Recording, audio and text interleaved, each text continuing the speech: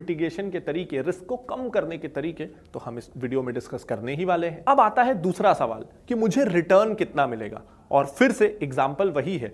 अगर आप किसी दोस्त के बिजनेस में पैसा लगाते हैं तो क्या पता आपने अगर 100 रुपए लगाए तो अगले साल आपको 10% का मुनाफा हो, कि 20% का मुनाफा हो, कि 30% का मुनाफा हो। ये बहुत ज्यादा डिफर करता है और इसका कोई फिक्स्ड क्राइटेरिया नहीं हो सकता। इसीलिए कई शेयर्स इस बाजार में ऐसे होते हैं जो कई कई साल तक 1 रुपए नहीं बढ़ते, उल्टा गिरते हैं, और कई ऐसे हैं जो 1 साल में ही 4-5 गुना बढ़ जाते हैं। लेकिन ये तो एक शेयर की बात है, और जब आप निवेश करेंगे तो केवल 1 या 2 शेयर्स में नहीं, आप एक पोर्टफोलियो ऑफ स्टॉक्स यानी कम से कम 8-10 कंपनियों में निवेश करेंगे। क्योंकि अगर कोई 1 या 2 कंपनी बुरी भी हो जाए, डूब भी जाए, तो भी आपका ओवरऑल सारा पैसा ना डूब जाए।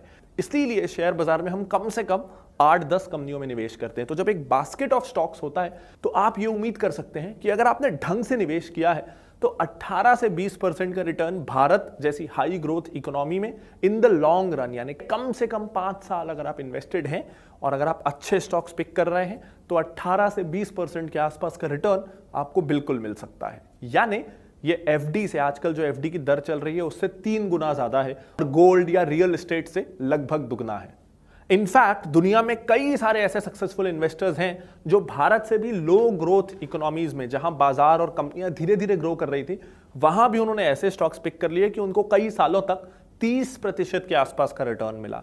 तो भारत में अगर आप 20% का रिटर्न एक्सपेक्ट कर रहे हैं तो ये गलत नहीं है, लेकिन उसके लिए स्टॉक पिकिंग अच्छी होनी चाहिए। कैसे ऐसे शेयर्स ढूंढें जो सच में ग्रो कर सकते हैं और आपके पैसे को भी ग्रोथ दिला सकते हैं, इस चीज को जानने के लिए आप इस वीडियो को जरूर देख लीजिएगा। इसका लिंक ऊपर कार्ड पे और इस वीडियो के डिस्क्रिप्शन में है। लेकिन उसके पहले इस वीडियो को पूरा देख लेना जरूरी है ताकि बेसिक कंसेप्ट्स क्लियर हो जाएं।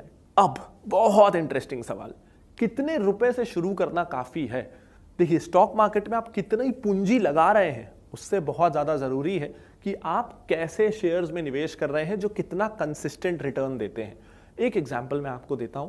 अगर आप केवल 1000 रुपए महीने से शुरू करें, जो मुझे लगता है कि हम में से काफी लोग शुरुआत के समय अफोर्ड कर सकते हैं कि महीने के 1000 रुपए हमको शेयर्स में लगाने हैं, और इस 1000 रुपए को आप हर साल 15% से बढ़ाइए। यानी पहले साल आप हर महीने 1000 रुपए निवेश करिए, साल के 12,000 रुपए। अगले साल से आप 15% बढ़ा दीजिए, यानी आप 1150 रुपए हर महीने निवेश करिए, और ऐसे हर साल जैसे जैसे आपकी इनकम बढ़े, आप स्टूडेंट लाइफ से हट के अर्निंग मेंबर बने, या आपका जॉब में प्रमोशन होगा तो सैलरी बढ़े, तो अगर आप ऐसा करते हैं 1000 रुपए से शुरुआत और हर साल 15% का इंक्रीमेंट, और आपको आपके इन्वेस्टमेंट